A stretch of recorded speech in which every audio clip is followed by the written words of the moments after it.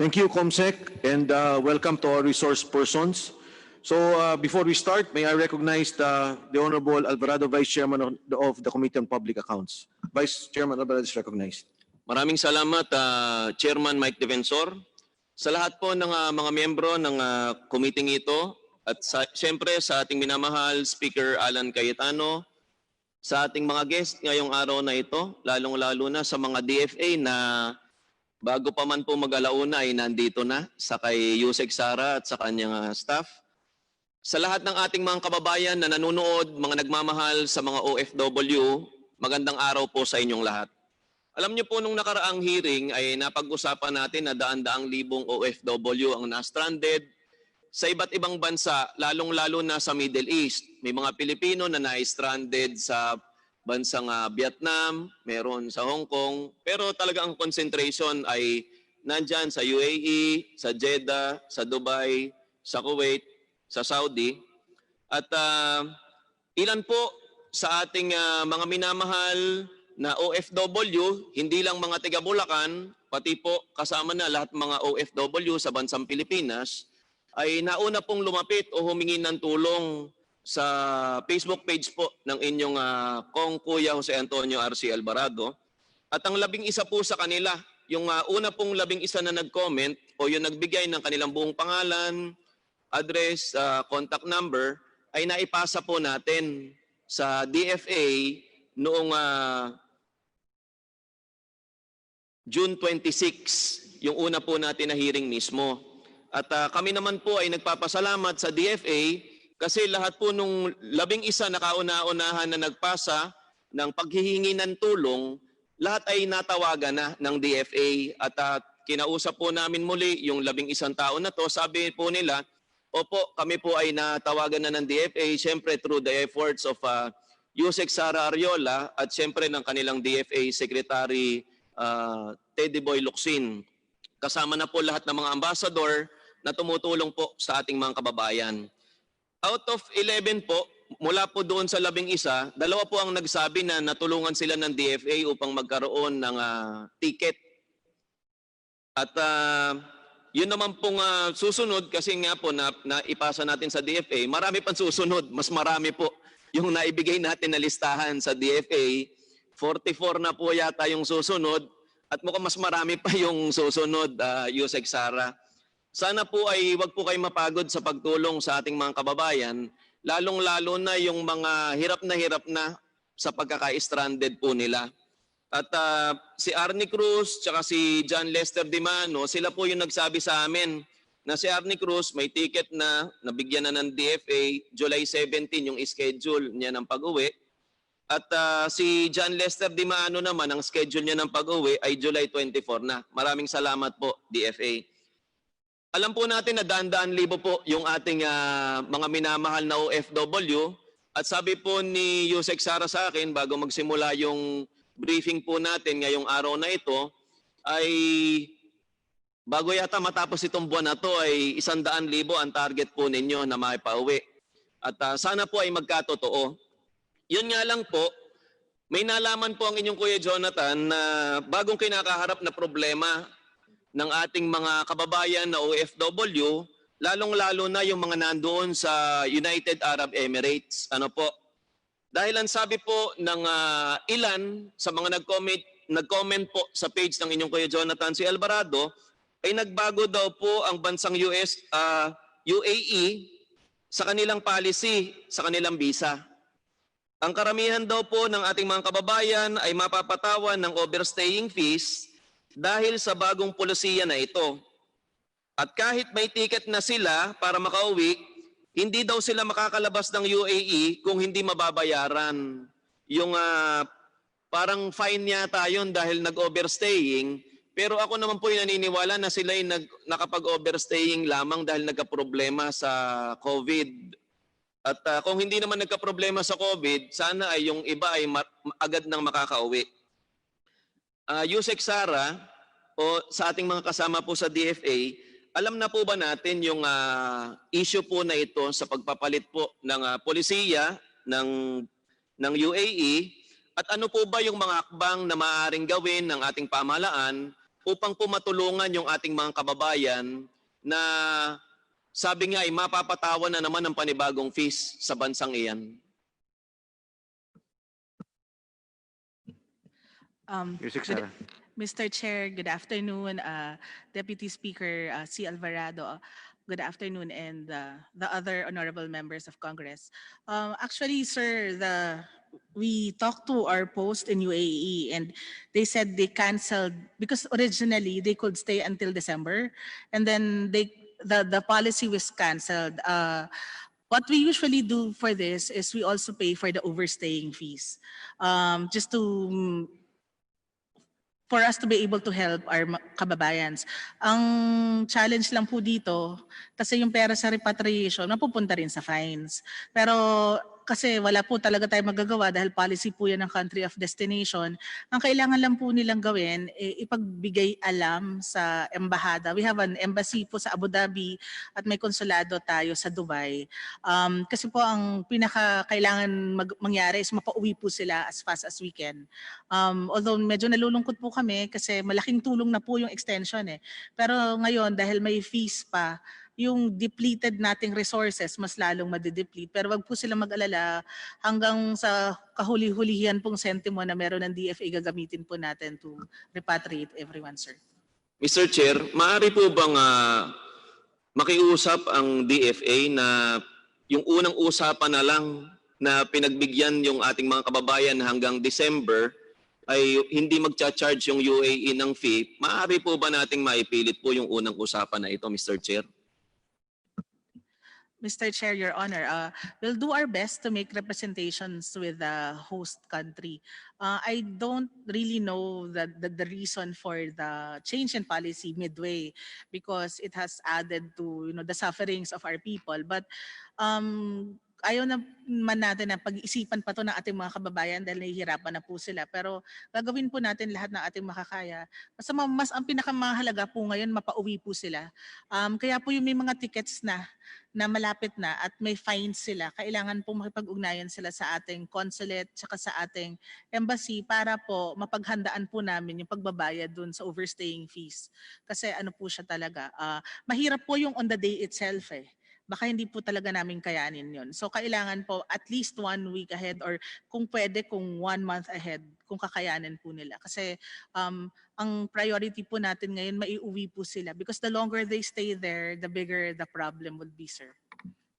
Mr. Chairman, napakalapit po ng mga OFW sa ating minamahal na Speaker Alan Cayetano.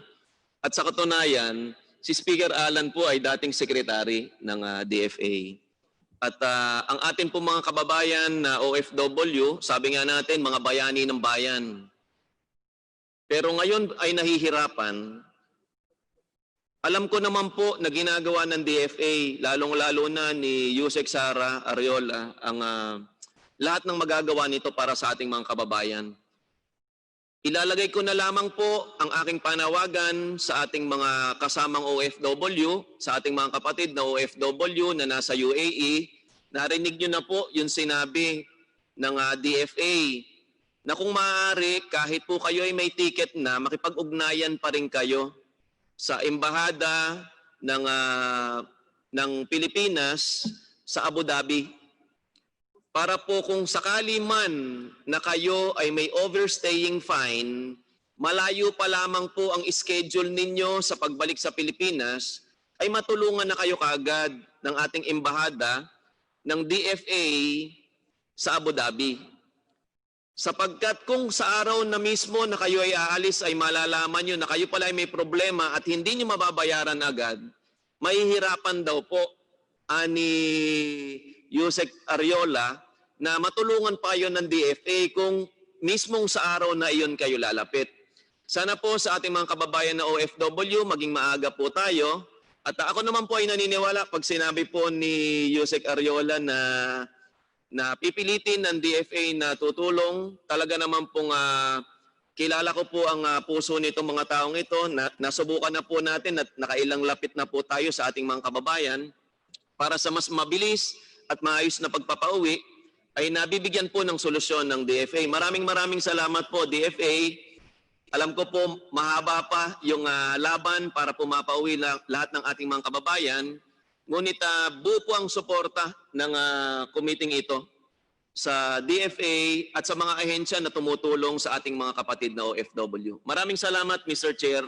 Maraming salamat, Ma'am Ariola. Maraming salamat kay kagalang-galang kinatawan John Kuya Alvarado. Gusto ko lang po kilalanin ang kinatawan din po ng ating senior citizens na maraming din pong mga concerns sa OFWs natin.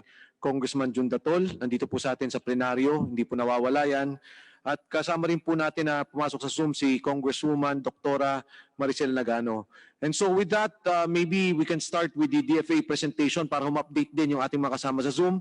The Honorable Yusek Ariola is recognized. Thank you very much, Mr. Chair, honorable representatives. These are the updates of the Department of Foreign Affairs. We have an increase in the affected overseas Filipinos infected by COVID-19. We have a slide. As of July 13, 2020, we have 8,869.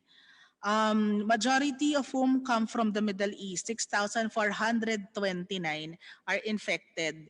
4,610 are in Qatar. And 191 in Saudi Arabia died already, Your Honors. And 14 in Qatar and 30 in Kuwait.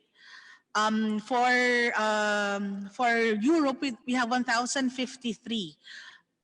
We just want to flag the issue that we have in Europe because in the UK alone there are 590 who are infected from the UK. Majority of whom are frontliners, are nurses. 57 of them died are from the UK and 359 are active cases are also in the United Kingdom. We'll be talking through our town hall with our Filipinos in the United Kingdom because 20% of the overall deaths in the UK are Filipino frontliners. So we are quite alarmed because our people in the UK are not only being infected but also are dying in the process. Next slide, please. The DFA facilitated repatriations as of July 13. We're very happy to say that we already had 82,057 from 60 countries and 132 cruise ships. 38,308 are sea-based and 43,749 are land-based. We're just very happy to inform the Congress that from our last hearing, we already had an increase of 25,777, and we'd like to thank the chair and the members of Congress for asking CAAP to increase and the IATF to increase the number of people who can enter the Philippines. Can you show that? Yeah, this is the slide, no? The Yes, next sir. slide, please. Ito na po yan. Yes, sir. Yes, so 25,000 repatriates na po. Yusek. Yes, sir. That's the increase from the our last hearing, Your Very Honor. good. Thank you, Yusek. So that's why we're very thankful, and majority came from the Middle East because that's the hardest hit sub-region sa ating mga Pilipino po. So nagpapasalamat po kaming muli sa Kongreso at of course sa IATF at sa CAAP po. For the July repatriations, we just like to show that sa UAE po, 53 flights po yung papasok. Napag-usapan po kasi nung nakaraang hearing na marami po sa ating mga kababayan may mga tickets na. So napapayag po natin ang CAAP na magpapasok po ng 53 flights. Ang kagandahan po nito, marami po dito ang self-paid. We're just facilitating the entry of the flights to the Philippines. Yusek, if I may just ask you a question. Marami sir. po kasing sumulat sa akin din sa amin through social media. Opo. Marami po sa kanila, Cebu Pacific, Gulf Air, PAL. I will give you the list. Ito Yes, po sir. yung mga sumulat sa akin sa page namin because we were asking them. Oman Air, Qatar Airways. Kasi po itong PAL, yung iba ho, alam ko galing sa Middle East. Paano ho yung mga taga-PAL at Cebu Pacific at Cathay Pacific? Sir, nakakapasok din po yung mga eroplanong yun except for in the case of Qatar, yung PAL po kasi hindi siya pinapayagan na mag-commercial flight unless it's a repatriation flight. Medyo mahal daw po yung Qatar Airways. So yun po yung reklamo ng ating mga kababayan. Oo So nga eh. kailangan kaya we already have one repatriation flight and we are through PAL and we are working on 2 more sa Qatar kasi ano po, karamihan po sa kanila PAL ticket holders. However, we have not been granted. We've been making representations. We have not been allowed to bring in our commercial flights. So ano pa, back and forth. Although we allowed already Qatar Airways to have a number of flights in the Philippines, yung ibang kababayan po natin sinasabi nila hindi kaya ng mga employers nila na bumili ng ticket for Qatar. And their tickets, yung binigay sa kanilang pera, only good for PAL. Since hindi tayo makapag-commercial, so ang gagawin po natin, mag-ano talaga tayo sir, mag-repat flight. Kasi ano po talaga, matindi po yung pangangailangan talaga ng ating mga kababayan. But we will continue to make representations with the government of Qatar and we are hoping that they will heed our call because we have more than 4,000 stranded individuals in Qatar itself, Your Honor. Ang PAL is okay po, no? It's Qatar that is expensive. Yung PAL is okay na to come in and we have airplanes there. Sir, yung PAL po, ayaw po siyang, kasi yung policy naman po talaga ng Qatar ngayon, wala po talagang commercial flights na pinapapasok labas. Although yung flag carrier nila, yung Qatar Air, yun po yung pwedeng lumipad. So, ang pinapayagan lang nila sir, repat flights. So, ayaw nila ng special flights, yung mga taong may ticket na. So, kailangan po ang mangyayari, ang gagawin po namin, mag-charter kami ng flights. Kasi kahit po anong pilit namin, kung marami na po talagang tao na stranded doon, tapos mas mahal po talaga doon sa airline nila. So, you said dalawang solution po. For Qatar Airways, you will make representations with the government na kung pwedeng payagan at kasi may tickets na rin po itong mga kababayan natin. Sir PAL yung tickets nila. And they're saying that they were canceled. Their tickets were canceled and they cannot rebook with Qatar because the tickets are very, very expensive. Sige po. So far, ang nakikita po namin, mas makakamura po tayo kung mag-charter tayo ng PAL flights kaysa bumili po ng tickets dun sa isang airline. Mr. Chair, Yes, go ahead. ano po ba dahilan kung bakit ayaw payagan ng bansa nila na magpalipad o magpabalik ng ating mga kababayan gamit po yung Philippine Airlines? Ayaw po nila ng commercial flight ng ibang airline. Ang pinapayagan lang po nila chartered flights for repatriation. Thank you. Please continue, Yusek. Yes, I will sir. give you the list, Yusek. Yes, sir. Marami po dito ay mga Qatar. Yes, sir. At talaga pong nananawagan sila. But please continue, Yusek. Yes, sir. Narinig po din namin sila dung town hall. So, ang ginawa na lang po talaga namin, dahil ayaw talaga papasukin yung flag carrier natin commercially, we just have to charter flights to bring everyone home. And Saudi Arabia po, 42 flights with 5 DFA chartered flights. Ang estimated number of repats po natin, next slide, is 50,557. Yan po ang maipapasok natin this July. And of course, because Congratulations. pero sir, nagpapasalamat po kami sa inyo dahil if not for Congress, we will not be able to bring people, our OFWs home na ganito po yung numbers. Next slide please. As of last hearing, ang 167,626 po yung stranded. By the end of July, we can bring home 50,577. Ang estimated na maiiwan po is 117,049. We think that we can bring them home in a month and a half or in 2 months. But of course, that is, yung numbers na po yan will still increase because of if we do not find a vaccine. Since po talaga some people are really fighting it out in their places of destination na ayaw pa rin nila umuwi kasi gusto pa rin nilang subukan. Pero pag hindi po talaga kinaya, we are expecting a bigger number that will ask us to bring them home. Next slide, please. We just want to bring up our challenges, Your Honor. Next slide, please. We just want to say that the 1 billion Assistance to Nationals Fund of the DFA is now down to 232 million. So we have 23.2% remaining. That will be, I think, half of this will be used for the next 2 weeks, and by mid-August, we will not have funds anymore. Through the generosity of Secretary Locsin, he says that he is going to realign our budget for retrofitting, pero gusto rin po naming sabihin, yung building po namin sobrang luma na. In fact, our facade is falling, is not that stable anymore. So that's why we will ask, and magkukulang pa rin po yun because of the rate that we're repatriating. And gusto rin po namin i-bring up yung fact na ito po yung next slide, na yung utilization po namin talaga, ang spending namin nag-increase ng 72.5%. Because of the COVID-19. And we have additional challenges, Your Honors. Next slide, please. The foreign service posts and personnel are affected by COVID-19. Sa Riyadh po, the Philippine Embassy, very high-ranking DFA officials are already infected. So nahihirapan po kami, aside from the fact na ang daming pangangailangan, infected na rin po yung mga tao natin, even our translators, because we have been going around dahil po dun sa shipment of remains. And also in Jeddah alone, we have wards po. 58 of them got infected. One died.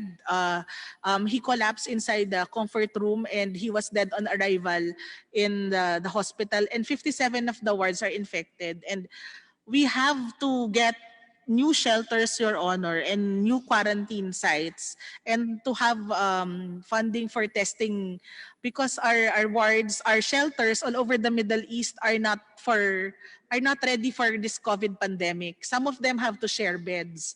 So because of the physical distancing, we have to get new facilities to be able to prevent the wards from infecting each other. Marami po nagrereklamo dahil may mga shelters daw na hindi tumatanggap ngayon. The reason for that is because natatakot sila na ma-infect ng mga bagong dating yung mga nasa loob.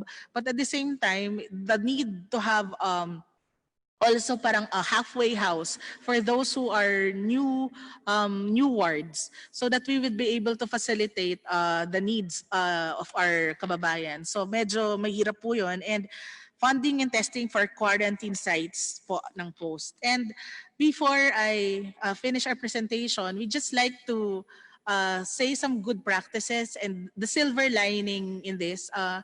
The Speaker Cayetano, during his time as Secretary of Foreign Affairs, decided to help our kababayans in Bahrain to have flexi visas.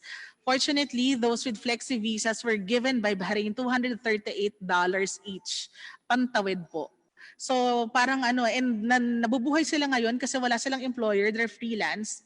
So they can do odd jobs and they're surviving COVID-19. And we're also thanking the Kingdom of Bahrain dahil libre po sa kanila ang tubig at ilaw for the last 3 months, and it will be continued in the next 3 months to be able to help their citizens and their migrants. So they are also helping, they're treating their migrants in the same way that they're treating their citizens. So I think it's a silver lining in this pandemic that shows international assistance and cooperation.